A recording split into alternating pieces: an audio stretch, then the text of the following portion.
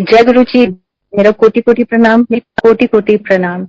गुरु जी कहते थे जो मेरे को प्यार करता है ना, तब तक नहीं मैं उसको एक्सेप्ट कर सकता जब तक वो मेरी संगत को मेरे बराबर प्यार ना करे। और यही सच है, और यही हमारी फैमिली है, और हर कोई अपनी फैमिली को प्यार करता है। मेरा सबको प्रणाम। गुरु जी के बर्थडे का ये जो सेलिब्रेशन चल रहा है, मेरे लिए तो यही दिवाली, होली, ईद, क्रिसमस सब कुछ यही है। गुरु जी का सत्संग है तो मेरे लिए वो हर दिन दिवाली है। गुरु जी का सत्संग सुनना या सुनाना, बस यही जीवन का एक वो मेरा लक्ष्य बन चुका है। तो संगत जी, मैं वो जर्नी आपके साथ शेयर कर रही हूँ। जब मैं गुरु जी को मिली, मैं 94 में गुरु जी के दर्शन किए।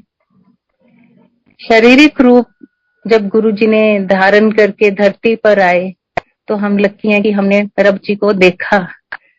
नई संगत भी उतनी इम्पोर्टेंट है, इसमें कोई शक नहीं है। लेकिन मैं हमेशा एक बात जरूर कहती हूँ कि भगवान का अवतरण होना, इस धरती पर आना, और इंसान भगवान को देखे खुली आंखों से, बहुत बड़ा एक जिंदगी का वो कह लो कि हाँ, जन्म से सारा लक्ष्य पूर्ण हो जाता है। पता नहीं कितने जन्म लेते हैं भगवान को देखने के लिए, और अगर देख लिए, पा लिए, तो ऊपर तो फिर मोक्ष ही है ना। अगर जी, मैं भी उनमें से एक हूँ जिन्होंने गुरु जी को देखा, प्यार किया जब वो शारीरिक रूप में थे। गुरु जी अब भी हमारे अंदर हैं, हमारे साथ है, हर जर्रे जर्रे में है वो महाराज। लेकिन शारीरिक रूप में जब वो आए तो हमारा सौभाग्य है कि हमने उनको देखा, उनके साथ टाइम स्पेंड किया। मैं आपको बताना चाहती हूँ,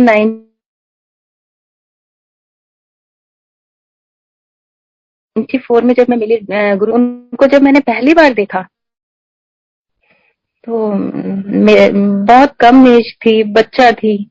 तो मुझे बड़ा ये लगा कि वाह, बड़े अट्रैक्टिव हैं गुरुजी, बड़े अच्छे बहाने पहनते हैं, क्या बात है,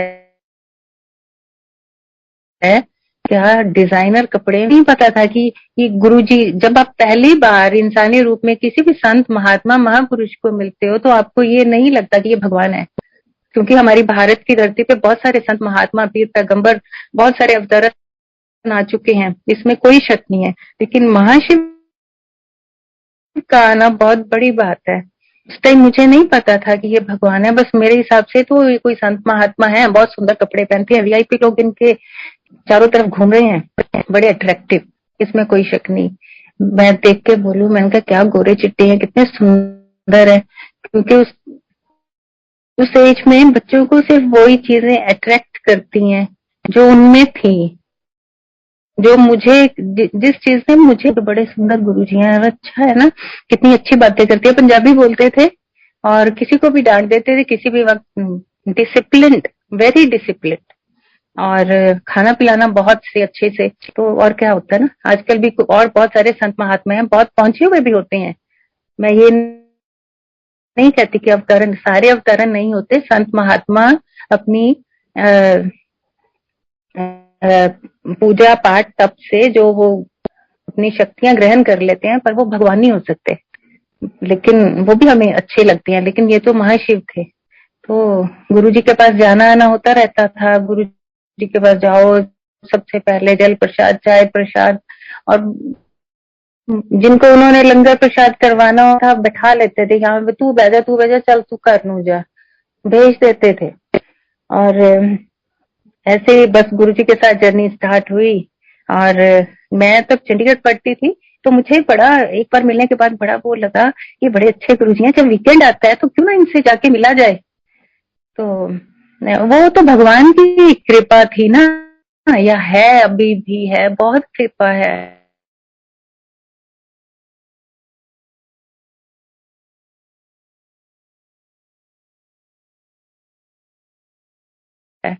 कि वो मन में उसी महाराज की कृपा थी।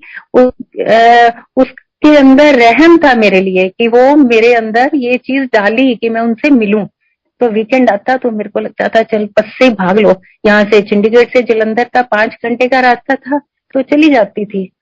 मेरे लैंड थी तो मैंने एक दिन उनको भी बोला, मैंने कहा आंटी आप चलो, बड़े चमत्कारी गुरु हैं। कहते क्या चमत्कार करते हैं? मैंने कहा एक बार आप जाके तो देखो, वीआईपी आते हैं, वो जो बोलते हैं वो है, वो तो जादूगर हैं। मैंने एग्जैक्टली यही वर्ड यूज किया कि वो तो जादूगर हैं, सबके दुख दूर कर देते हैं। तो उन्होंने पूछा वो क्या ऐसी बात है? तो मैं आपको पहले ये सत्संग सुनाती हूँ कि ऐसी क्या बात मैंने देखी जो मैंने उनको बताई। मैं एक बार गुरु जी के पास गई हुई थी।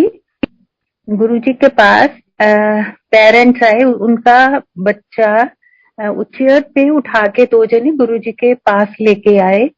तो गुरु को कहने लगे कि ये चल नहीं सकता, ये अपना कोई भी काम कर सकता, बड़ा हो गया है, 17-18 साल का होगा। मुझे अब इतना एग्जैक्टली याद भी नहीं है, और मेरे को ये भी नहीं पता कि वो लोग हैं कहाँ पे। गुरु जी ने मेहर की, उस टाइम मैं बैठी थी, मेरे सामने हुआ। तो एक बच्चा बुद्धि होने की वजह से एक आपके अंदर एक सहन भी जाते हो, क्योंकि गुरुजी उस तक रूम होता था, कड़छी और चम्मच से कहते होते चलो इन ऑपरेशन ओटी चला चलो, ऑपरेशन थिएटर। तो ओटी कहते थे उस रूम को, और वहां कड़छी चम्मच से जो भी महाराज करते थे, वो तो उनको क्या जरूरत थी इन चीजों की, बस वो ही ना दुनिया को कैसे बताते कि मैं क्या हूँ, क्योंकि हम लोग इतने मूर्ख हैं, हम नहीं जल्दी से समझ सकते जब तक हमारे सामने चमत्कार नहीं होते।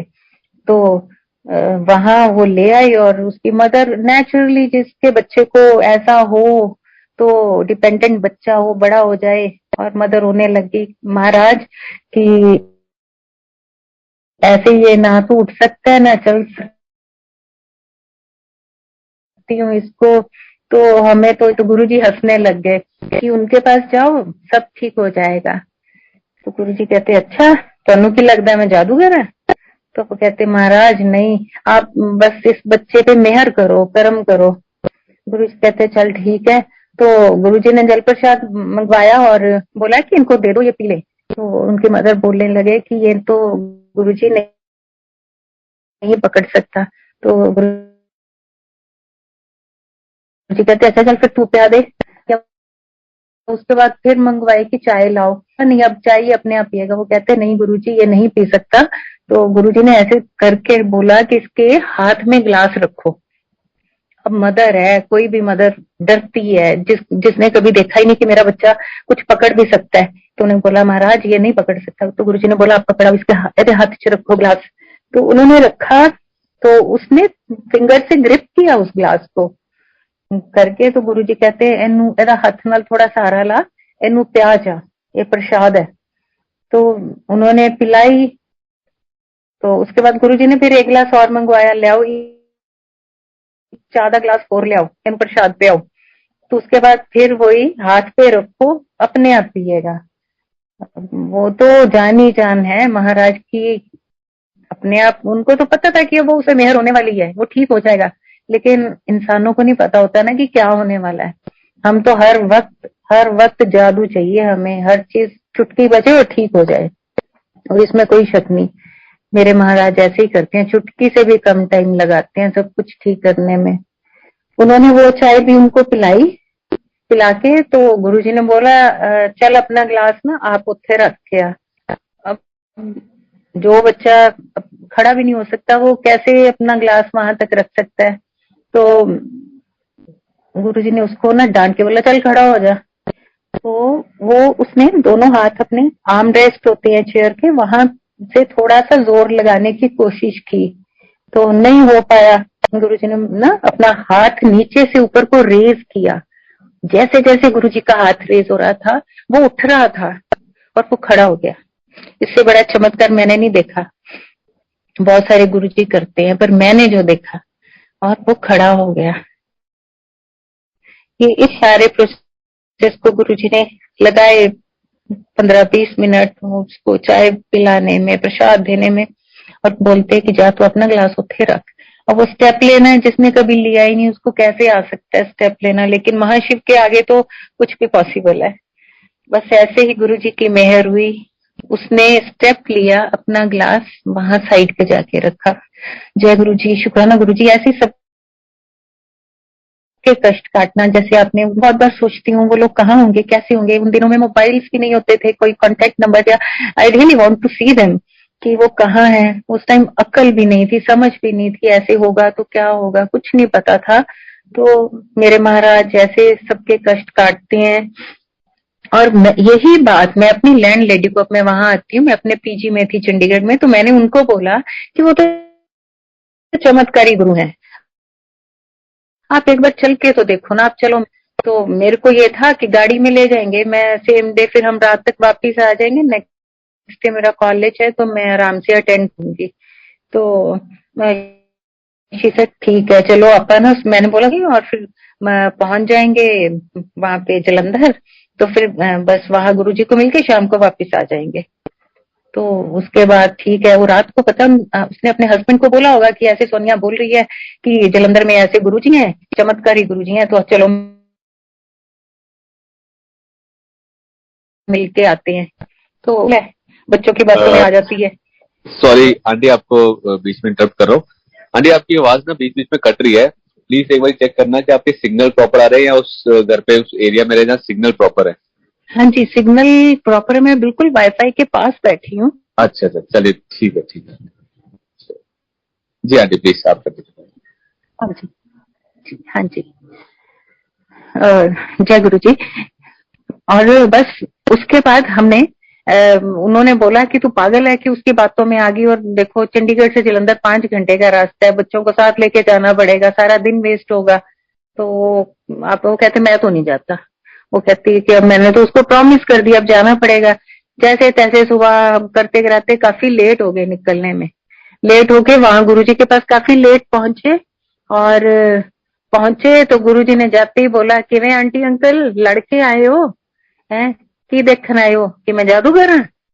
और वो बेचारे एक दूसरे के मुंह को देखे कि और उनको ये भी लगे कि ये तो सोनिया तो हमारे साथ है, पहले भी नहीं गई कि जिसने बता दिया होगा। और ये बात मुझे भी नहीं पता थी कि वो लड़के आए। तो गुरुजी ने बोला लड़िया ना करो। तो बस उसके बाद गुरुजी ने हमें बोला लंगर खाओ ते टाइम नाल वापिस जाओ चंडीगढ़। गुरुजी तो सब जानते हैं, हम घर में क्या कर रहे हैं, बाहर क्या कर रहे हैं, गुरुजी के बारे में क्या सोच रहे हैं, ही नोज एवरीथिंग। तो हम वापस आए तो वो मेरे को रास्ते में पूछते इनको कैसे पता कि हम लड़के आए हैं। मैंने बोला इनको सब पता है, हमारे आगे पीछे का सब पता है इनको। तो ये गुरु महाराज का सिर्फ हमारा ही नहीं, उनके पास हर जीव जंतु का सारा ब्यौरा है उनके पास, कौन क्या कब कहाँ क्या कर रहा है। तो बस इसी दौरान जब हमारी एंगेजमेंट हुई तो मेरे फादर इन लॉ गुरुजी को पहले से ही मिले हुए थे। तो गुरुजी को बताया कि गुरुजी ऐसे एंगेजमेंट करती है मुंडे दी, तो मैं ऐसे ऐसे ये लड़की है। तो गुरुजी ने बोला अच्छा ठीक है, आप ना उसको यहाँ बुलाओ, मैं उससे मिलना चाहता हूँ। तो जब हम, मेरे को बताया गया कि आप आ जाओ, गुरुजी मिलना चाह रहे हैं, हमारे गुरुजी हैं। मैंने बोला ठीक है, ये मैं 2 एपिसोड आपको पहले बता चुकी हूँ, उससे पहले की बात है। जब गुरुजी से मिलने गए तो गुरुजी खुश हुए मिलके, हाँ चंगी कुड़ी है, हाँ तेरे मुंडे ने आज चंगा काम किया है डॉक्टर। तो पापा हंसने लगे, चलो गुरुजी ने अप्रूव कर दिया है तो अच्छी बात है। तो मुझे तब लगा मैं ये नहीं करते, एक मन में आते हैं ना इंसानी भाव। तो अब गुरुजी ने कह दिया कि चंगी है, तो गुरुजी को चंगी लगी तो बस इनको भी लग गई। तो गुरुजी को हम अब समझ आती है इतने सालों के बाद कि उनका हर कहा लफ्ज, हर शब्द कितना इम्पोर्टेंट था। जो वो कहते थे वो ही आज होता है, उनकी कही एक एक बात सब सच है। उन्होंने मुझे बोला था, मैं उनका नाम नहीं लूंगी, कि आ वाली आंटी ना ये तेरी कभी नहीं होनी, तू एदे वास्ते तेरे पैर भी धो के पी लेंगी ना, ये तावी तेरी नहीं होनी। तो मुझे लगता था ऐसे थोड़ी कोई होता है इंसान, अगर हम किसी को बहुत इज्जत प्यार करते हैं तो वो तुम्हारा हो ही जाता है ना। तो मेरे को लगा नहीं ऐसे नहीं हो सकता। तो मैंने बहुत किया उनके साथ, बहुत अच्छे से हर तरीका अपना लिया कि वो खुश रहे या ठीक से मेरी हर बात का जवाब दें, but till date she is not mine. तो मैंने कहा गुरुजी आपका कहा हर शब्द हर वर्ड सच है। तो गुरुजी क्या बताएं, उनकी महिमा का बखान करना मेरे बस की तो बात नहीं है। मैं तो बिल्कुल ही एक ना चीज हूँ उनकी महिमा का बखान करने के लिए। अगली बार हम गुरुजी के पास गए तो मेरे को कहते, कुड़िए तेनू की बनाना आंदा है? मेरे को तो कुछ आता ही नहीं था। मैंने कहा गुरुजी कुछ भी नहीं आता। अच्छा तेनू चाय बनानी आंदी है? मैंने कहा नहीं गुरुजी सॉरी मैंने कहा नहीं आती। कहते चल आज तेनू मैं चाय बनानी सिखाना। मैंने कहा चलो ठीक है, क्योंकि मैं हॉस्टल में पढ़ती थी, मुझे सच में कुछ नहीं। तो मेरे को कहते तू ऐ कर इलायची पाके चंगी तरह सोनी तरह उबाल के ले आई। तो मेरे वास्ते चाय बना लिया। मैंने जलंधर की किचन में पहली बार चाय बनाई गुरुजी के सिखाने पे। मैं वहां गई किचन में, मैंने चाय बनाई, बट बड़े डरते हुए चाय बनाई कि पता नहीं क्या बना होगा कैसे। मैंने ढक के ट्रे में मैं गुरुजी के पास ले गई। मैंने कहा गुरुजी चाय। अच्छा बैठ जा। मेरे को कहते थोड़ी 5 मिनट बाद गुरुजी ने चाय का टेस्ट किया, कहते बहुत बढ़िया बनी है, हूं तू ऐ कर आज जिन्नी संगत बैठी है ना एदे वास्ते सब वास्ते चाय बना के लिया। अब मेरे को हो गया मैं क्या करूं, एक कप के लिए तो ठीक था, काउंट कर लिया कि इतना डालना है, इतनी इलायची डाली और चाय बन गई। अब मैं फटाफट नजरों से फटाफट अंदाजे से काउंट करना शुरू किया कि कितने लोग हैं, आधा कप पानी दूध आधा आधा करके कैसे करना है। और मेरे को फिर चाय मैंने बनाई संगत जी के लिए, क्योंकि वो महाशिव की पता नहीं क्या कल्याण करवा रहे थे उस टाइम। हम नहीं जानते इन चीजों को। तो सारी संगत के लिए चाय प्रसाद बनाया दिया। वो मैंने पहली बार ऐसा किया था। और संगत जी उसके बाद अब जहाँ सत्संग होते हैं अबोहर शहर में, तो गुरुजी की दया से मेरी ही परमानेंट ड्यूटी लग जाती। इतनी चाय तो सोनिया बनाएगी, वो उसकी महिमा है जो सेवा ले रहे हैं, तो मेरा उसमें कुछ भी नहीं है। पर मुझे ये सोच के इतना अच्छा लगता है कि कितने धन्य हम, कौन से कर्म किए होंगे कि महाशिव से हमने सीखा। बात वो नहीं है ये दुनियावी ये चाय बनाना, ये बात सिर्फ वो नहीं है, ये बात है उसमें गुरुजी ने मेरे कितने जन्मों के कर्म काटे होंगे, उस चीज को फोकस करती हूँ अब मैं। उस टाइम तो कुछ भी नहीं था, ऐसा सोच भी नहीं थी, क्योंकि सही बता रही हूँ मुझे नहीं पता था ये महाशिव है। और गुरुजी कहते रहे कोई नहीं हुन मैं तुहानू बुलाना ना, और उस तो बाद मैं जो नहीं होवांगा ना इत्थे लाइना लगनगियां। मुझे लगता था 30-50 लोग आते हैं यहाँ पे, काफी लाइना लगनी है ना। और चमत्कार ही तो करते हैं, जादूगरी तो करते हैं। तो ये सच में ही अब समझ आती है, उससे बड़ा जादूगर तो है ही नहीं कोई, जो सारे ब्रह्मांड को चला रहा है। और कितना बड़ा जादूगर चाहिए हमें। हम बहुत धन्य हैं, हमारे भाग्य बहुत अच्छे हैं कि जय गुरु जी बोलना भी बहुत बड़ी बात है, भाग्य के बिना नहीं बोल सकते। और फिर वही बात ले आती हूँ बार बार कि हम बहुत भाग्यवान हैं कि हमने धरती पर आए भगवान को देखा है, उनके हाथ से खाना खाया है, गुरु जी का जल प्रसाद पिया है। गुरु जी जलंधर में ही बैठे थे तो मैं उनके राइट साइड पे बैठी थी, जल प्रसाद मंगवाया, 2 घूंट पिया, मेरे को कहते अलग तू पी ले। एक बार तो जैसे वो ही गंदी बातें है ना इंसानी रूप में, मेरे को लगता था खुद पी लिया, पहले 2 घूंट देना ही था तो पहले दे देते, पहले 2 घूंट खुद पी लिए अब मेरे को दे रहे हैं। मैंने पी लिया, मैं ये नहीं कहती, पर एक वो सोच जो अनजान थे ना कि ये कौन है, पर वो कितना माफ करता है ना। वो तो पढ़ रहे थे मेरी सोच को कि ये क्या सोच रही है, पर उनको ही पता था कि वो मेरे कौन से कर्म काट रहे हैं और मुझे क्या। उसी टाइम से उन्होंने मुझे जिंदगी देनी शुरू कर दी है, क्योंकि मेरे को ऐसी प्रॉब्लम है कि इसका कोई ट्रीटमेंट नहीं है। मुझे ल्यूपस नेफ्राइटिस है, मुझे किडनीज की प्रॉब्लम है, और ऑटो इम्यून सिस्टम मेरा डेड है, वीक नहीं है, डेड है। मैं फिर भी जिंदा हूँ, मैं सारे काम करती हूँ, मैं एक नॉर्मल लाइफ लीड करती हूँ, only because of him, only because of he gave me जल प्रसाद। उन्होंने मुझे जल प्रसाद पिलाया। वो सारी चीजें अब समझ आती हैं कि वो मेडिसिन तो मुझे पहले ही दे गए थे, मुझे ब्लेस कर गए थे। और उस टाइम हमें ये लगता था कि है ना, कैसे गुरुजी हैं, डिवाइन प्रसाद। जब वो आता था प्रसाद, गुरुजी की आईज कुछ सेकंड्स के लिए बंद होती थी, और जब वो आता था तो मुझे तो वो भी जादू लगता था। मैं कहती थी ये तो जादूगर है, क्योंकि काम ही ऐसे करते थे गुरुजी।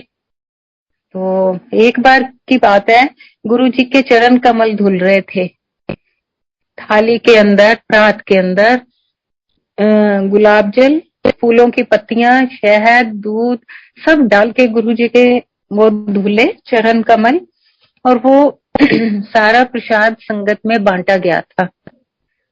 मैं भी उनमें से एक भाग्यशाली हूँ कि मैंने वो भी लिया। तो मेरा जिंदा होने का सिर्फ एक ही वो है कि मैंने गुरुजी का जल प्रसाद, गुरुजी के चरण कमल का प्रसाद सारा लिया हुआ है। संगत जी, गुरुजी आज भी देते हैं ये सब। उसके लिए हमें अपनी दिल, दिमाग, आंखें खोल के रखनी पड़ती हैं। हमें सारा अपना जो प्यार, सारा ध्यान है वो उस रब को देना पड़ता है। तो हमें वो सब भी दिख जाता है कि हाँ, गुरुजी अब भी कैसे हमें ब्लेस कर रहे हैं। उस टाइम में तो साक्षात करते थे, अब भी करते हैं। तो मेरे साथ अब भी गुरुजी ऐसे करते हैं। मैं बहुत बहुत गुरुजी का शुक्राना करूं तो मेरे पास तो वो जबान भी नहीं है, मेरे पास वो शब्द भी नहीं है, मेरे पास कुछ ऐसा गुण ही नहीं है कि मैं उनका गुणगान कर सकूं। तो मैं शुरू से खाना बहुत कम खाती थी, लाइक चपाती, ऐसी चीजें मैं बहुत कम खाती थी। तो गुरुजी के पास बैठे हुए थे, तो लंगर गुरुजी खुद सर्व करते थे, स्पेशली चपाती गुरुजी खुद देते थे। तो अब लंगर मिला, बड़ी बड़ी चपाती मिल गई, 4 जने खा रहे हैं।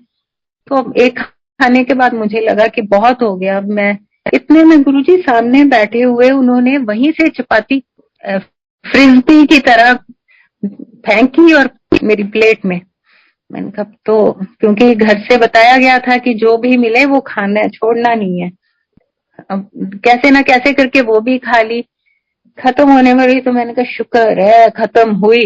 इतने में तो जी एक और फ्रिस्बी आ जाती है। मैंने कहा मर गया, अब आंखें बाहर आने को हो गई, अब क्या करें। और गुरुजी अपने वो मुट्ठी बंद करके अपने गाल पे रख के मुस्कुरा रहे थे। उनको भी पता था ये इसकी कैपेसिटी नहीं है इतनी, बट वो फिर वही बात है ना, भगवान जानता है कि वो क्या कर रहे हैं। तो वो तो मेरे कष्ट काट रहे थे जैसे तैसे, फिर वो भी खाई। बहुत बहुत शुक्राना गुरुजी, आपने उस टाइम से लेके पता नहीं कितने जन्मों से आप हमारा ध्यान रख रहे हो। ये तो हम ही हैं जो अभी भी दुनियावी चीजों में फिर उलझ जाते हैं। फिर याद आती है, ओ हे भगवान, आज तू रह गया, तेरा जाप नहीं हुआ, ये नहीं हुआ। मन ही मन चाहे करते रहते हैं, फिर भी वो उलझाव है ना जो एक, उसमें फिर आ जाते हैं हम। गुरुजी ने तो हमें हर चीज से, इन चीजों से निकाला हुआ है कि कर्म कांड पाठ पूजा ये सब कुछ नहीं। आप दिल से मुझे प्यार करो, मेरा ध्यान करो, चलते फिरते काम करते हुए, वही पाठ पूजा, वही तपस्या है कि हम काम करते हुए भी भगवान को हर वक्त अपने ध्यान में रखें। तो इससे बड़ी तो तपस्या ही नहीं है, गुरुजी कहते होते थे। अब समझ तो आती है पर फिर भी उलझ जाते हैं। तो संगत जी, मैं हमेशा एक बात कहूंगी, गुरु जी को हमेशा दिल से प्यार करना। कभी ये मत सोचना कि नहीं पहला तुसी साडे आ कम कर दो फिर असी देखांगे, फिर मनांगे। मैं देखती हूँ लोग ऐसे कहते हैं आके, गुरु जी के बारे में बताओ, चलो हर किसी का कल्याण हो, भला हो, ये हमारा फर्ज है। हर इंसान को बताएं कि ये परमात्मा है, धरती पे आ चुके हैं और अब भी हमारे आस पास है, हर कण में बस रहे हैं। तो इनका गुणगान करो। लोगों का आगे से वही होता है। ਅਸੀਂ ਤਾਂ ਮੰਨਾਂਗੇ ਸਾਡਾ ਆਹ ਕੰਮ ਹੋ ਜਾਏ, ਅਸੀਂ ਤਾਂ ਮੰਨਾਂਗੇ ਸਾਨੂੰ ਇੰਨਾ ਕੁਝ ਮਿਲ ਜਾਏ। तो ठीक है, पर गुरुजी नई संगत को तो भाई बहुत ब्लेस करते हैं। मांग पहले वो टेस्ट करते हैं तो गुरुजी उनको पहले देखती हैं, फिर मनवा भी लेती हैं कि लो आ जाओ। तो हमने कभी जितनी भी ओल्ड संगत है, मेरे ख्याल नहीं किसी की हिम्मत हो, क्योंकि डिसिप्लिन देखे ना गुरुजी का, कि वो ये कहे ना जी पहला सनवा दो फिर असी मनांगे। गुरुजी तो क्या बात, जब गुरुजी के पास बैठते थे चौकड़ी मार के बैठे हैं तो हिम्मत नहीं होती थी कि आप अपना अपना साइड चेंज करके बैठ जाओ कि टांगे वो सुन्न हो जाती हैं या कुछ, हिम्मत नहीं होती थी, क्योंकि साक्षात भगवान सामने बैठा है। ये नहीं कि दिखावे का डर था, अंदर से था अगर हम हिल गए तो क्या, क्योंकि वो एक नेचुरली वहां से जो रेज आ रही होती थी परमात्मा के, वहां से जो आपकी बॉडी ले रही होती थी, वो ऑटोमेटिकली डिसिप्लिन में रखती थी वो रेज आपको। ये नहीं कि वो हम चाहते थे कि हम डिसिप्लिन में रहें, वो तो वहां की जो शक्ति आ रही थी वो हमें बांध के रखती थी। तो आज की संगत तो नई संगत को तो उन्होंने माना ही भगवान के रूप में है ना। हमने तो उनको एक चमत्कारी संत के रूप में, बाबा के रूप में माना था। ये तो टाइम से समझ आई कि वो क्या बात है, भगवान है हमारा। तो इसलिए नई संगत बहुत ज्यादा ब्लेस्ड है। कभी ये मत सोचना कि पुरानी संगत है तो पता नहीं क्या, नहीं नहीं, सब बराबर है। फिर भी मैं हमेशा कहती हूँ कि यस, गुरु जी कहते होते थे कि ਤੁਹਾਨੂੰ ਕੀ लगता है मैं ਤੁਹਾਡੇ तरह हड्डियां ते मांस ਦਾ ਬਣਿਆ, मैं तो रब हाँ। गुरु जी कहते थे मैं रब हाँ, क्योंकि मेरे अंदर ना तो हड्डियां है ना मांस है। गुरु जी ने ये सब बोला तो मुझे लगा कि दिखते तो हमारी तरह हैं, तो इनमें सच में हड्डियां और मांस नहीं है। गुरु जी के पास जब जाते थे, एम्पायर स्टेट की बात है, तो मेरा तो दिन दिमाग में यही था कि आज तो मैंने गुरु जी के पैर पकड़ के देखने हैं कि इनमें हड्डियां मांस है कि नहीं, क्योंकि मैं तो मन में सोच के गई हुई थी कि आज मैंने ये करना है। जब लाइन में मेरी बारी आई गुरु जी को मत्था टेकने की, तो मैं तो सीधे झट से अपनी नीचे झुकी, हाथ लंबे किए और गुरु जी के पैर पकड़ लिए। संगत जी, मैंने जैसे ही गुरु जी के पैर पकड़े मेरे तो मुट्ठियां बंद हो गई और हाथ में कुछ भी नहीं था। हालांकि पैर मेरे हाथ के अंदर ही थे, पर सच में जैसे कॉटन पकड़ लेते हैं आप, और कॉटन के अंदर कुछ नहीं होता। तो गुरु जी ने मुझे दिखाया कि हाँ मैं सच में हार्ड मास का नहीं हूँ। तो उसके बाद तो जी फिर मिलना तो मेरा तो दौर शुरू हो गया कि मैं तो पकड़ पकड़ के देखूं। गुरु जी तो समझ गए, 2-3 बार तो उन्होंने मुझे ये वाली लिबर्टी दी। उसके बाद पैर ऐसे कर लिए, कहते चलो चलो आगे चलो। क्योंकि हम इंसान हम बहुत लिबर्टी लेते हैं ना हर चीज की, इंसानों से ही ले लेते हैं कि हमें कहीं से कुछ अच्छा मिल रहा हो तो हम कहते हैं चलो और सही और सही।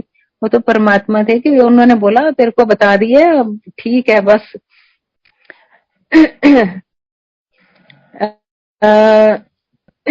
गुरु जी का मैं बताती हूँ कि मेरे फादर इन लॉ, उनको एस्ट्रोलॉजी का बहुत शौक था। मतलब वो कोई बिजनेस नहीं था, उनका शौक था कि कैलकुलेशंस करनी, दूर बैठे फेस रीडिंग और स्टोन्स में काफी। तो गुरुजी हमेशा उनको मना करते थे, डॉक्टर आ तू कम ना करया कर, आ पत्थर वाले कम ना करया कर, कोई फायदा नहीं है, ना पत्थर च कुछ नहीं पिया। पर वो जैसे डेस्टिन्ड होता है ना हर किसी का, कि नहीं उनका तो था। तो मेरे को अक्सर वो कहा करते थे, जैसे मेरी शादी के बाद वो कोई भी बात होती थी सबके सामने ही बोल देते होते थे, कहते तेरी कुंडली के हिसाब नाल तेरे बच्चा नहीं होएगा। तो तब जब आपकी अर्ली एज में शादी होती ना, तब आपको इन चीजों की समझ भी नहीं होती कि होगा नहीं होगा, ठीक है, कभी सोचा भी नहीं होता ये बात कि हाँ होगा भी। उल्टा शर्मा जाते हो आप, है ना, कैसी बातें करते हैं ना कि नहीं होगा तो क्या है, जैसे भोलापन होता है, कभी मैंने सोचा भी नहीं था।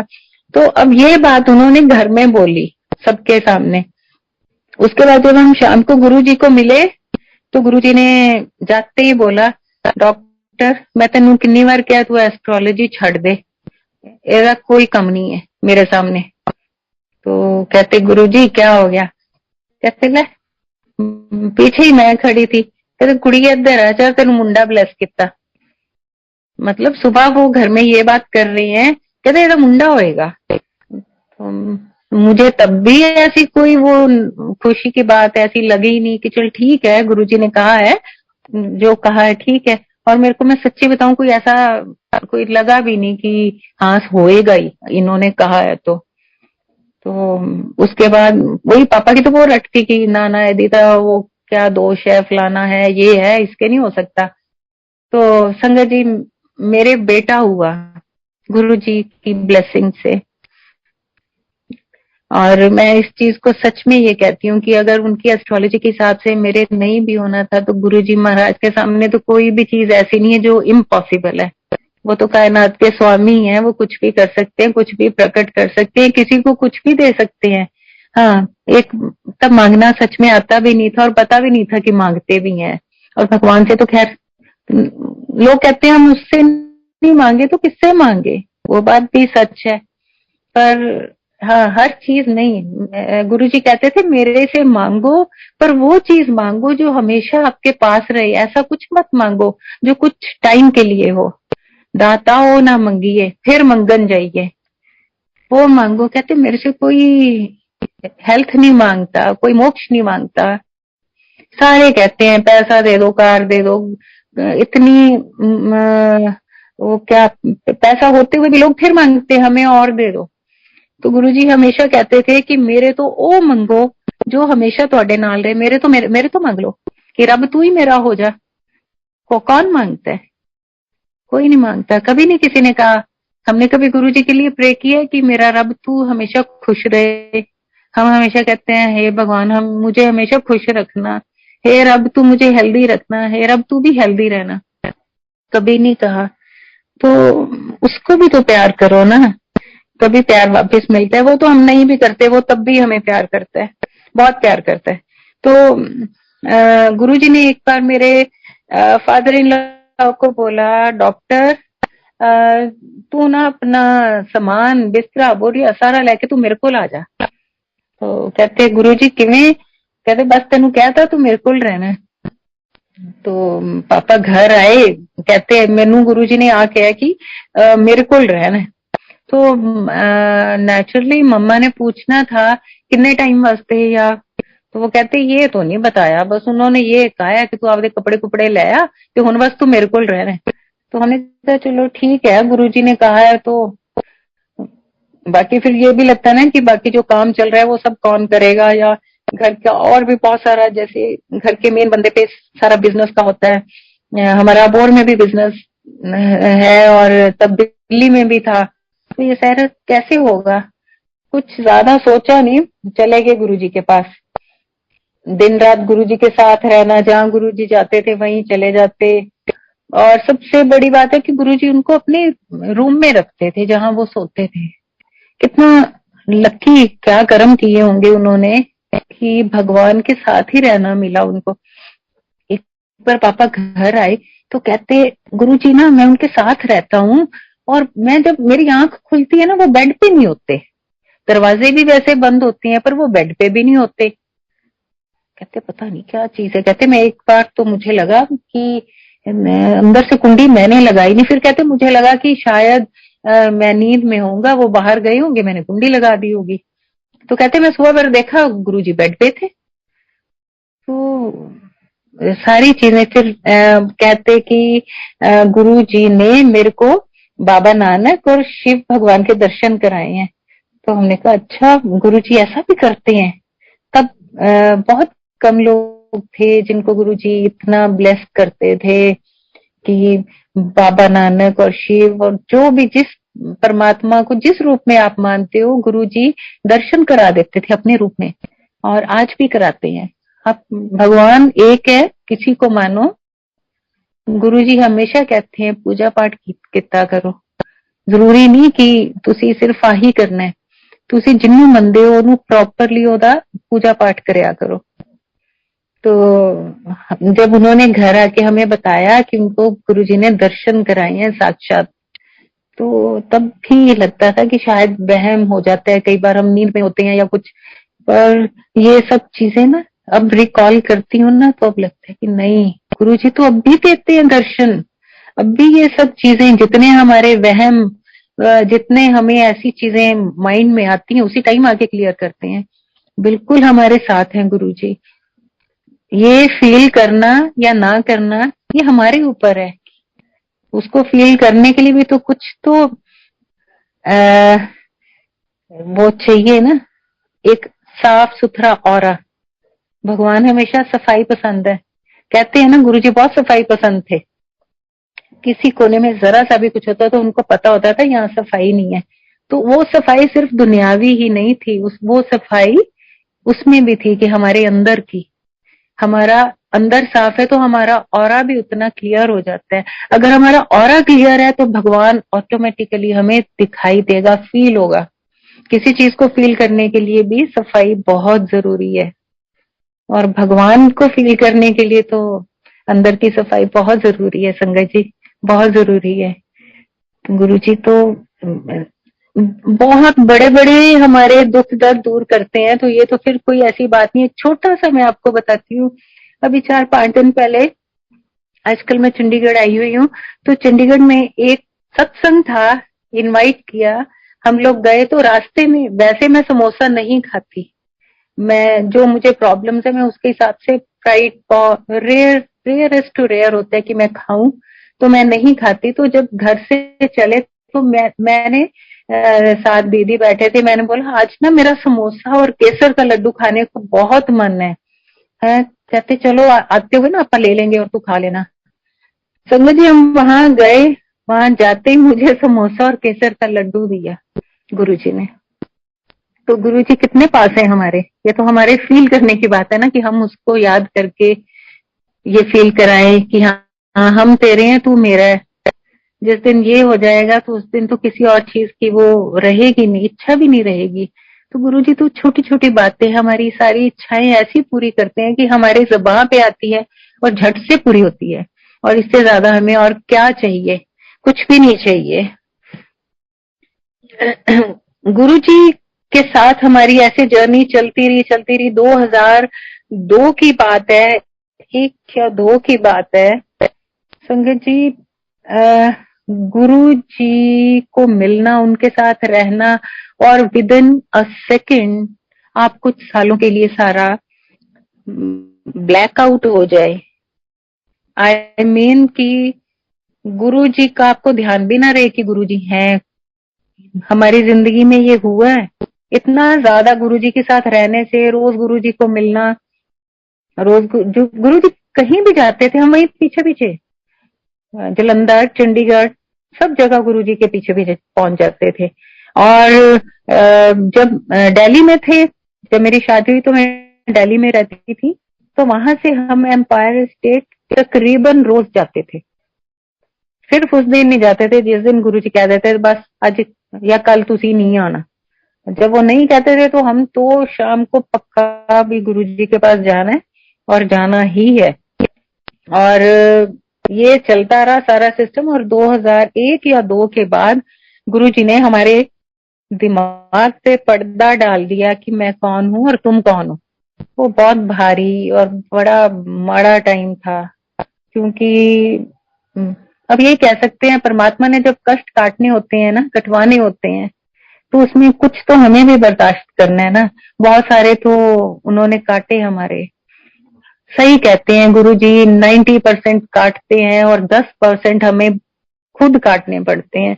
और वो 10% भी इतने भयानक हो जाते हैं ना हमारे लिए, हम नहीं बर्दाश्त कर सकते। तो उसमें सिर्फ एक ही चीज है, गुरुजी का मंत्र जाप, गुरुजी की याद हर वक्त अगर साथ रखते हैं तो वो भी काटते तो हैं, पर वो कैसे कट रहे हैं वो नहीं पता चलता, एहसास नहीं होता उन चीजों का। संगत जी, वो 2002 से लेके 2014 तक बहुत बहुत ऐसा टाइम, क्रूशियल टाइम काटा कि उसको बताना भी शायद रोंगटे खड़े हो जाए। बहुत, क्योंकि जब आपकी जिंदगी में भगवान नहीं है ना तो कुछ भी नहीं है। ये बात हमेशा ध्यान रखना, भगवान है तो सारा कुछ है। कई बार लोग ऐसे बोल देंगे, जा तू मेरा ये नहीं किता ना, जा मैं भी तेनू नहीं मानता। तो भगवान का क्या बिगड़ रहा है। तो तुम्हें फिर 100% कष्ट काटने पड़ेंगे, काटो, हिम्मत है नहीं है। अगर भगवान है हमेशा नीवा होके रह, गुरु जी हमेशा कहते थे नीवा होके रह, नीवे रुखा नु फल लगदे है। वो वही है कि हमारे कष्ट काटता है वो परमात्मा, उसको याद करने से। और 10% भी हमारी तो हिम्मत नहीं है कि हम काट लें। इस दौरान हम हमारे ऊपर सारा लॉस, सारी हर तरह की घर में बीमारियां, हर तरह का सुकून छिन जाता है ना, जैसे वो हालत हो गई।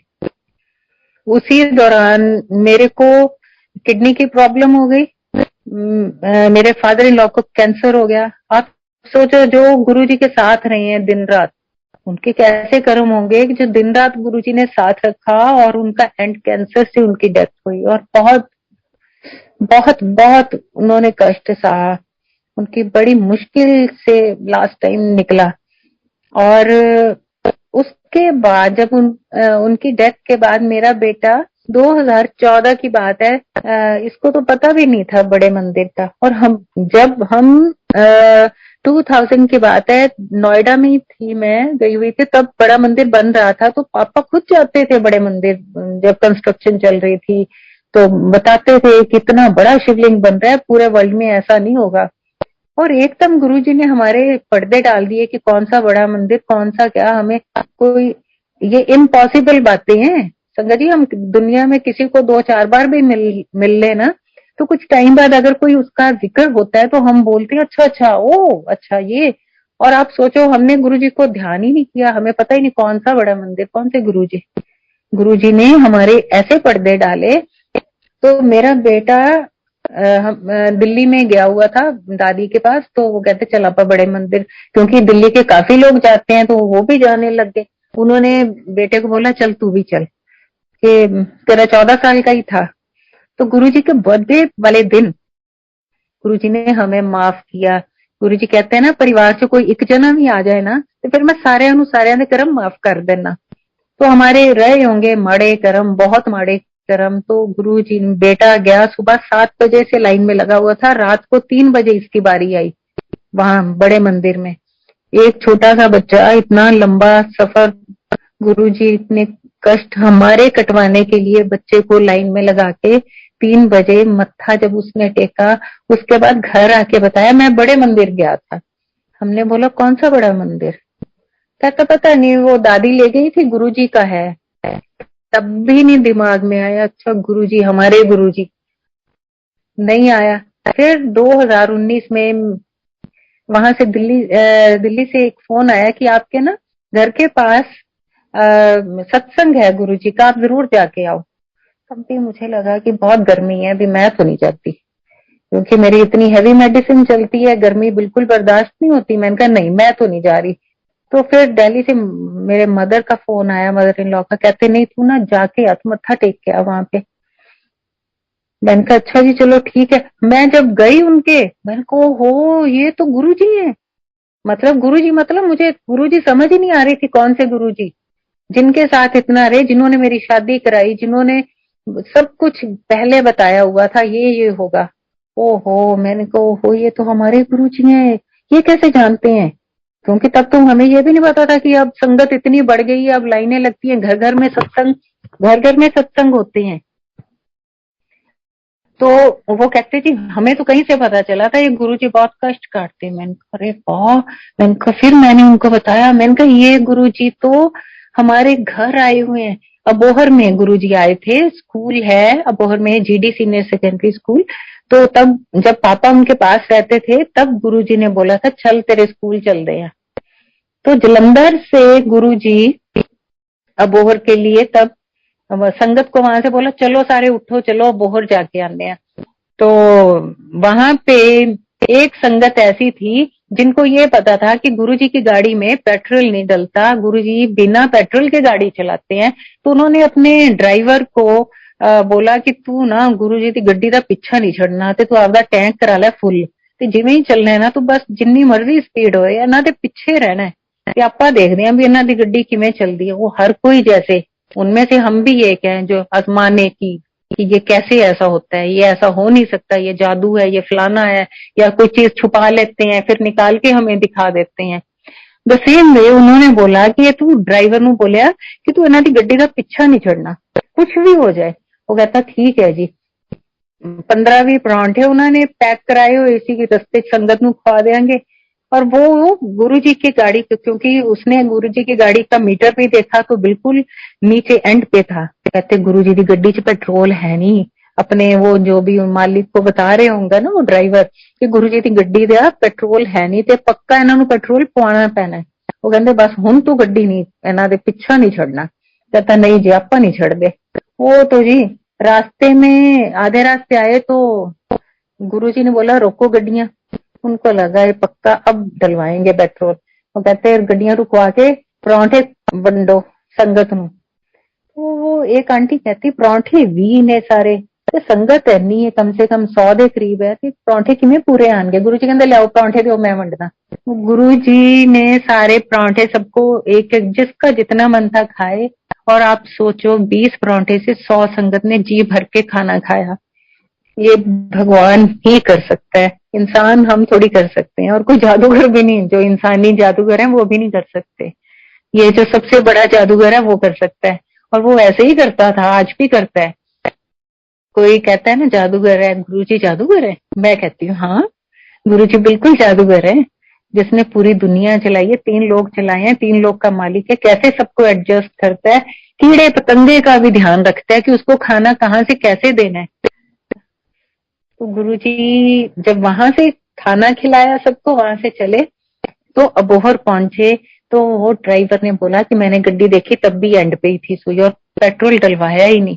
तो गुरुजी को तो पता था ये क्या सोच रहे हैं। कहते फिर कर लिया मेरा पीछा क्यों, फिर मैं पेट्रोल पवाया, मेरी गड्डी एवं ही चल दी है बिना पेट्रोल दे। वो शर्मिंदा तो होते ही हैं, हम तो इंसान है, पता नहीं हमें शर्म भी आती है कि नहीं आती। हम अगली बात फिर आजमाना चाहते होते हैं, हम ऐसे ही हैं।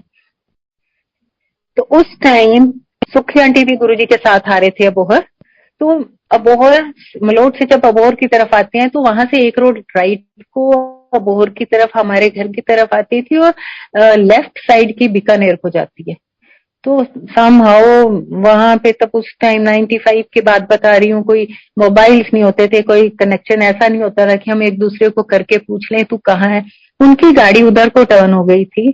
तब सुखी आंटी का मैंने एक सत्संग सुना, उसमें उन्होंने बोला कि मैंने उस टाइम रास्ते में ये गीत लिखा था गुरु जी के लिए कि आज मेरे गुरु आना जी। गुरु बड़ा फेमस सुखी आंटी का है। तो कहते मैंने सोचा था स्कूल जा रहे हैं उन्होंने स्टेज पे जाके गाऊंगी गुरु जी दी महिमा। तो उनकी गाड़ी बीकानेर की तरफ मुड़ गई। समा वो नहीं आ पाए, वो ढूंढते गुम हो गए रास्ते में और फिर सीधा जलंधर को चले गए। तो गुरुजी जब वहां आए तो सारे बच्चों को उन्होंने ब्लेस किया, सारी संगत को किया, उस धरती को पाक किया जिस घर में हम रहते हैं। ये बात नहीं है संगत जी की कष्ट नहीं आते, कष्ट बहुत आते हैं, वो तो हमें भुगतने ही है। पर इस बात का बहुत शुक्राना है गुरु जी का कि गुरु जी के चरण जहाँ पड़े वहां का एक एक जर्रा कितना खुशनसीब है ना। मैं बहुत बार अपने स्कूल प्रेमिसेस के अंदर ही घर है, मैं बाहर निकल के वो चीजें देखती हूँ, उन पेड़ों को छूती हूँ कि यहाँ गुरु जी खड़े हुए थे आते वक्त, यहाँ गुरु जी के चरण पड़े, यहाँ की धूल अब भी वही है क्योंकि स्पर्श हो गया भगवान का। कितनी जागृत चीज होगी ना, कितनी जागृत ईंटें हैं, कितनी मिट्टी वहां की, पेड़ पौधे, हर चीज, वातावरण।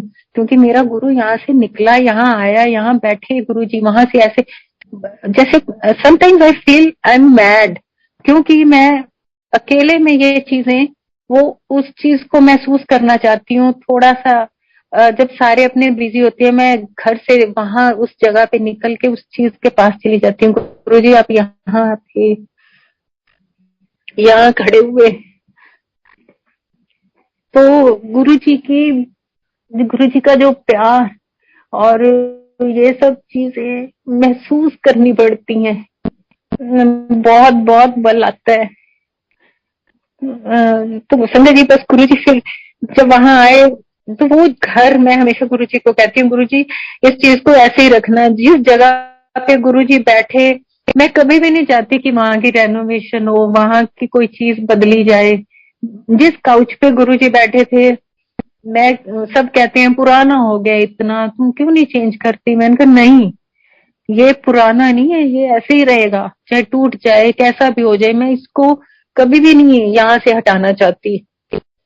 गुरुजी की गद्दी आज भी वहां लगी है, गुरुजी आज भी हैं, महसूस करते हैं लोग जो आते हैं, वो महसूस करते हैं कि गुरुजी है यहाँ पे। और सच में इसमें कोई शक नहीं है, गुरुजी सच में है। उनकी जो खुशबू, उनका एहसास, उनका प्रेजेंस वहां पे सच में महसूस होती है। संगत जी, एक दिन एक संगत जी आए हुए थे, पहली बार आए थे। उनको किसी ने बोला होगा कि यहाँ गुरुजी आए थे, बहुत वो शिव का अवतरण है और आप जाओ, कोई होगी किसी को प्रॉब्लम। तो कहते जी मैं मत्था टेकने। मैंने कहा आप जरूर आए। तो जब वो बैठे रहे, उठने लगे, तो कहते आप तो कहते हो गुरुजी झोले में नहीं है, गुरुजी तो सामने बैठे थे जब तक मैं बैठी हूँ, वो देखो स्माइल दे रहे थे मेरे को। तो गुरुजी तो हैं।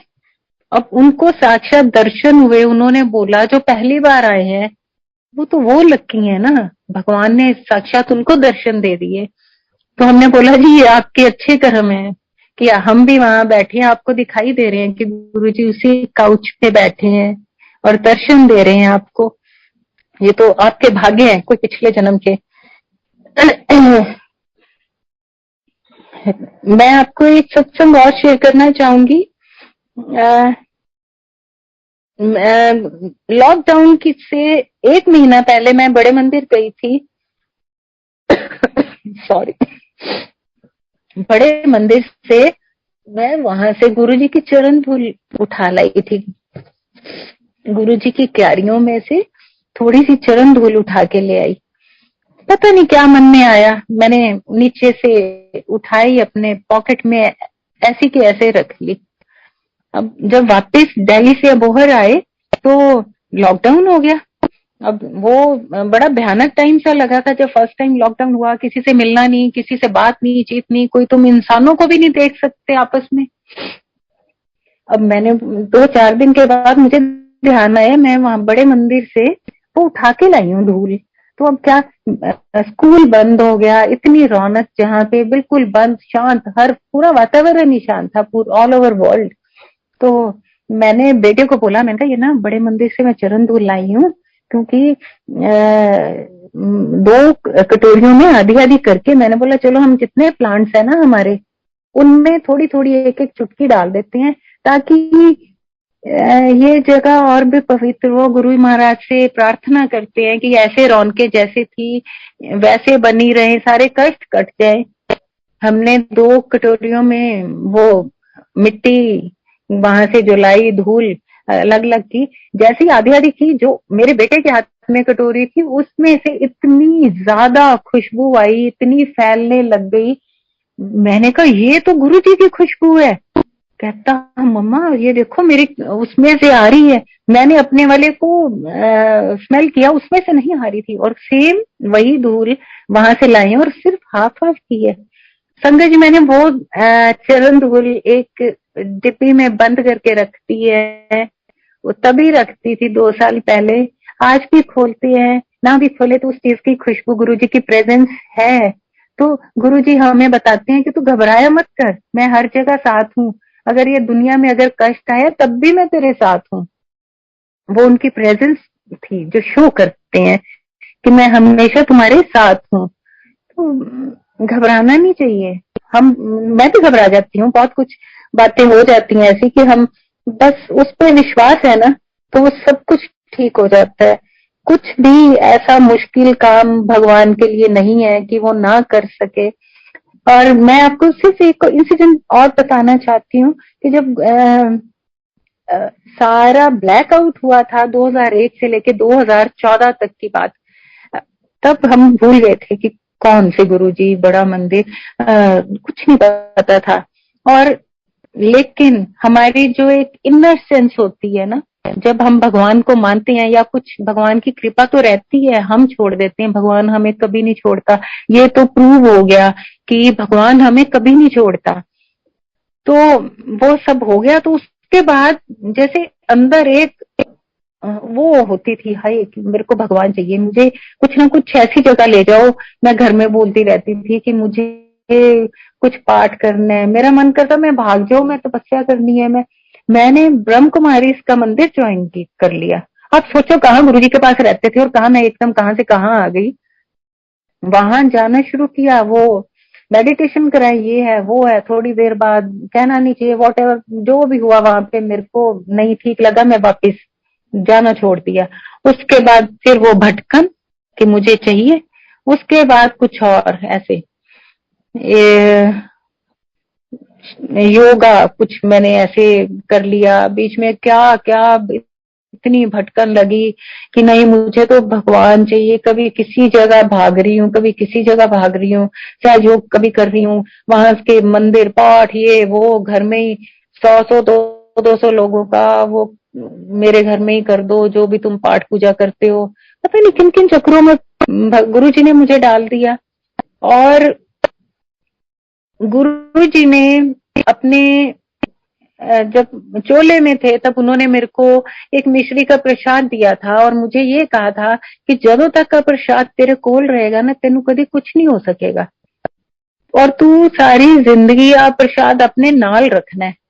तो मैंने कहा ठीक है। मैंने वो इतना सारा प्रसाद था, मैंने एक पॉलिथीन में ऊपर लिखा हुआ था गुरु जी और अपने लॉकर में रख दिया।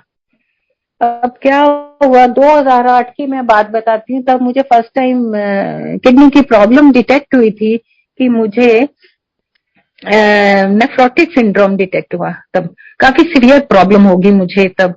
तो जब प्रॉब्लम होती है ना तब आप बहुत कुछ करने को तैयार हो जाते हो, इधर ये दान कर दो, फलाना ये कर दो, वो कर दो, कोई संत महात्मा बाबे बहुत आने शुरू हो गए जी कि ये कर दो, इससे ये करा दो। एक आए कोई इंसान, वो आते ही उन्होंने एक बात बोली, इसके पास इसकी अलमारी में एक ना मिश्री का प्रसाद पड़ा है, जब तक ये उसको निकाल के नहीं फेंकती ना इसका कुछ नहीं हो सकता।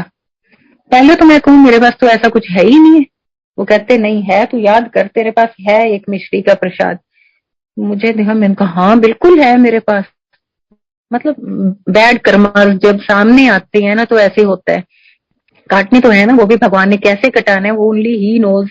तो मैंने निकाल, वो कहते मेरे को दे दे ये। संगत जी मैंने वो प्रसाद निकाल के जब उनको दे दिया ना, उसके बाद जो मेरी हालत जिंदगी में हुई है भगवान किसी के साथ ही ना करे।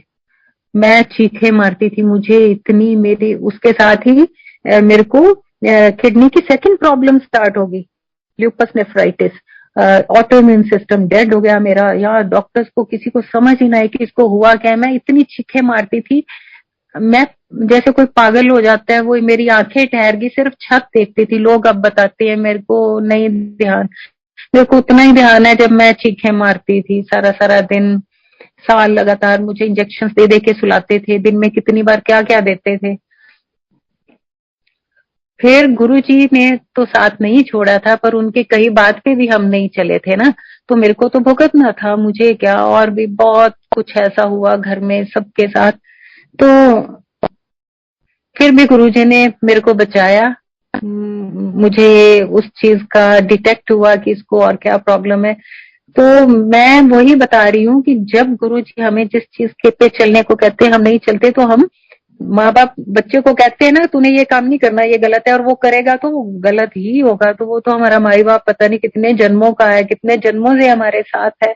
And he knows each and everything कि क्या करना है, कब क्या नहीं करना, कौन से कर्म है जो काटने हैं, कैसे काटने हैं।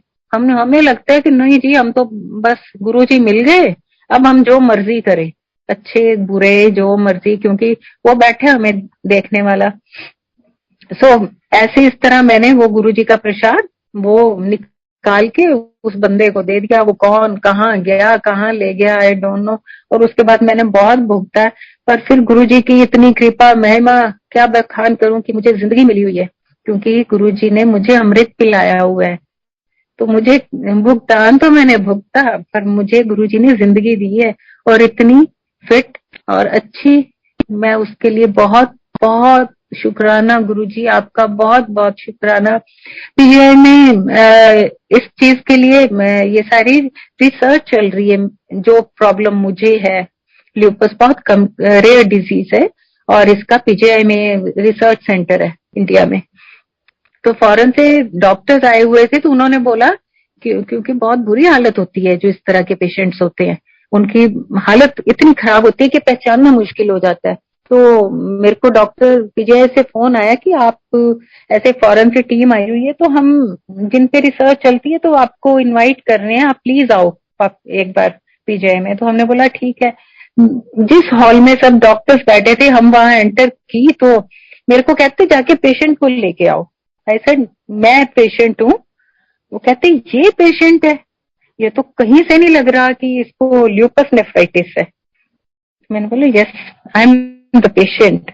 तो ये मेरे गुरु की महिमा है, कितने कष्ट देने के बावजूद कोई देख के नहीं कह सकता कि मुझे इतनी प्रॉब्लम्स हैं, क्योंकि उसने मुझे अपने हाथों पे रखा हुआ है, इसलिए कि यस मुझे उससे प्यार हो गया है। जब हम उसको प्यार करते हैं तो कैसे वो मुझे कुछ होने देगा।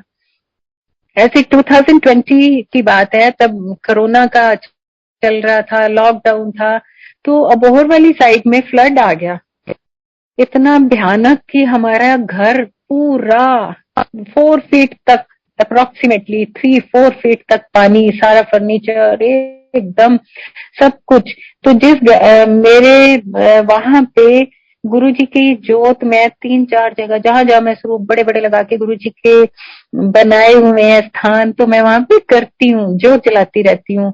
ऐसे प्यार आता है, इसलिए नहीं कि वो कर्म कांड है, मुझे प्यार आता है तो मैं जोत जला देती हूँ कि ले। तो कितना सुंदर लगता है ना, जब मैं जोत जलाती हूँ तो स्वरूप खिल आता है, मुझे लगता है कि हंस रहे हैं गुरुजी, अब खुश हो रहे हैं। तो शायद मेरा तरीका है उसको और खुश करने का। तो पानी इतना आ गया, 3-4 दिन घर से पानी नहीं निकला। आप सोचो बाहर का गंदा पानी, और गुरुजी का पूरा वो टेबल डिप था, सिर्फ उनके ऊपर जो ग्लास है टेबल का टॉप उस पे नहीं था। तो मैं गुरुजी को आते जाते, गुरुजी देख लो मेरे को क्या, आपने सबको गंद में रखा है और आप खुद भी देखो कहाँ बैठे हो, गंद में बैठे हो। और 24 घंटे की जोत में 1 सेकंड के लिए मिस नहीं होने देती थी। शायद वही अजमाना कि देखो, रियलाइज करा रही थी उनको कि गुरुजी देखो मैं भी यहाँ बैठी हूँ, आप भी यहाँ बैठे हो, मैंने आपको कोई उठा के कोई जगह नहीं चेंज की, मैं करूँ क्या, क्योंकि हर जगह पानी है। उसके बाद उसी टेबल के नीचे गुरुजी से जब हम मिलते थे, तब गुरुजी की पिक्चर्स खुद अपने कैमरा से शॉट की हुई थी। तो एक बड़ी प्रीशियस एल्बम है मेरे पास, वो उसी ड्रॉर्स में टेबल के नीचे थी। और गुरुजी का दिया हुआ एक पतासे का प्रसाद भी जो उन्होंने मेरे को कभी दिया होगा, वो भी उसी में था। आप सोचो पानी के अंदर अगर एल्बम्स हैं तो उसका क्या हाल हो सकता है, एक बुक्स का क्या हाल हो सकता है। सब कुछ गल गया था, सब कुछ।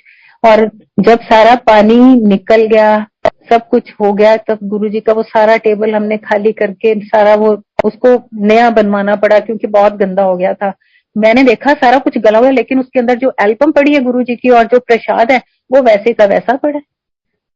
पानी के अंदर पतासा तो घुल जाएगा ना, चीनी तो है और क्या है, वो एज इट इज पड़ा है, वैसे गुरुजी लिखा हुआ है। और गुरुजी की एल्बम्स एज इट इज, जैसे कुछ ड्रॉप भी पानी का ना लगा। और डैम्पनेस में भी एल्बम्स जुड़ जाती हैं, वो हो जाता है ना पेज का, वो चिपक जाता है, कुछ भी नहीं, एज इट इज। ये करिश्मा है, ये जादू है, उस जादूगर का जादू ही तो है। गुरुजी का क्या क्या व्याख्यान करें क्या ना करें, बहुत छोटे हैं, बहुत बहुत, हम कुछ भी नहीं है, कुछ भी नहीं है। मेरी भाभी वो रहती है कनाडा, तो 2020 की ही बात है, बिफोर लॉकडाउन। तो वो इंडिया में आई हुई थी, तो मेरे को कहते कि तुम लोग सारा दिन गुरुजी गुरुजी गुरुजी करते रहते हो, तुम लोग पागल हो क्या। कहते तुम्हारे खाने के वक्त तो गुरुजी, तुम लोग उठते हो तो जय गुरुजी सब शुरू हो जाते हो, मतलब कहते पागल हो गए हो क्या। मैंने कहा क्या बात, आपको क्या तकलीफ है। कहते नहीं, मैं देख रही हूँ कि तुम लोग बहुत ही ज्यादा इस चीज में हो, उठते बैठते जय गुरुजी, खाते हुए गुरुजी आ जाओ खा लो, गुरुजी ऐ कर लो। मैंने बोला भाभी ऐसे मत बोलो। मैंने बोला ये गुरुजी हैं, गुरुजी नहीं भगवान है। तो ना वो हंसने लग गए। ये रात के जैसे सब आए हुए थे फॉरेन से, तो हम सारे नीचे बैठ के बातें कर रहे थे। तो कहते तुम लोग तो ना रात को भी गुरुजी की बातें करते हो, बस करो। मैंने कहा ऐसे नहीं बोलना चाहिए। मैंने कहा ये भगवान है, तो भगवान को तो किसी रूप में जैसे मर्जी याद कर लो ना, उसके लिए अपने कोई वो तो है नहीं है कि कोई पूजा पाठ के लिए कोई कर्म कांड करने हैं, तो हम तो ऐसे ही याद करते रहते हैं। तो वो ना मजाक उड़ाने लग गए, कहते नहीं भाई तुम लोग ज्यादा ही कुछ कर रहे हो। इतने में ही रात के 2:30-3 बजे का ही टाइम होगा वो, मैं हम दोनों नीचे बैठे हुए थे, तो उन्होंने मुझे बहुत कस के पकड़ लिया। मैंने कहा क्या हो गया आपको? कहते वो देख सामने गुरुजी खड़े हैं, वो देख शिव बन गए हैं, वो देख कितनी लाइट। कहते हाय पूरा कमरा लाइट। कहते मेरी आंखें चुंधिया रही हैं, साथ बोल रही हैं, साथ गुरुजी को कह रही हैं वो देखो गुरुजी खड़े हैं, वो देखो शिव बन गए हैं, मेरे को डर लग रहा है। तो कुछ मिनट के बाद उनको पसीना, ये 2 जनवरी की बात है, वो इतनी ठंड में उनको इतना पसीना आ गया। मैंने बोला आपको क्या हुआ है? कहते मेरे को सामने गुरुजी ने दर्शन दिए हैं। कहते इतनी लाइट आ गई, शिव भगवान भोले शंकर के रूप में। कहते मैं फिर कहते सॉरी गुरुजी सॉरी। मैंने बोला ऐसे मैं आपको मना कर रही थी, पर मैंने कहा चलो जिसका कब कल्याण कैसे होना है, कौन से शब्द बोलने हैं कि आपको भगवान ने दर्शन दे दिए, मजाक में ही दे दिया आपका, तो तर गए आप। फिर कहते नहीं मेरे को ना बड़े मंदिर जाना है।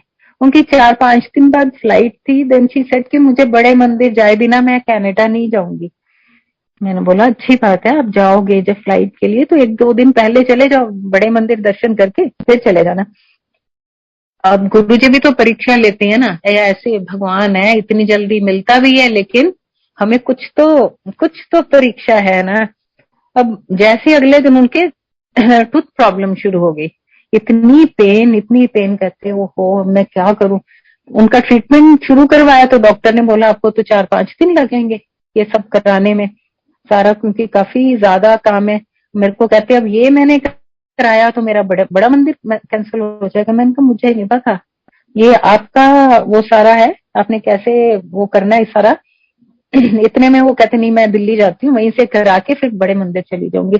अब बड़े मंदिर के लिए वो उनकी नीस है, शी इज इन एयरफोर्स, तो कहते मैं उसके साथ चली जाऊंगी। मैंने कहा हाँ ठीक है।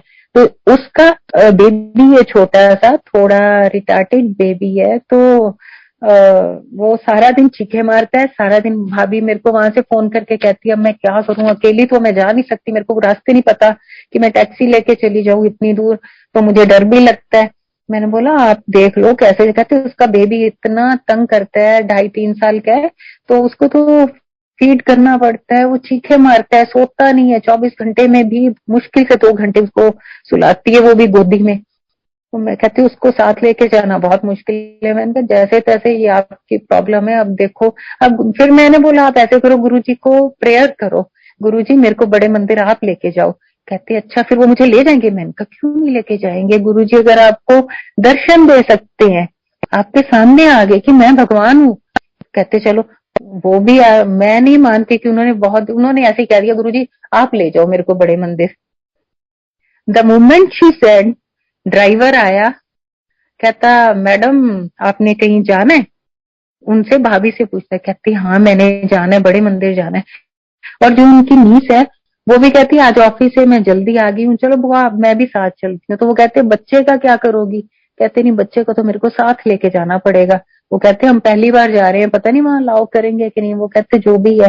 वो चल पड़े। एनीवेज उनको मैं वहीं से फोन पे रास्ता बताती कि यहाँ से टर्न ले लो, वहां ये पॉइंट आएगा। वो पहुंच गए बड़े मंदिर। बड़े मंदिर की टेरिटरी में जैसे ही एंटर हुए, उस बच्चे ने ना शोर किया ना कुछ, वो बिल्कुल शांत हो गया। वो हैरान हो गए कि इसको क्या हुआ है, तो आज तक ये चीखों के बिना तो कुछ करता ही नहीं है। वहां चल के गया गुरुजी के मंदिर में, जल प्रसाद पिया।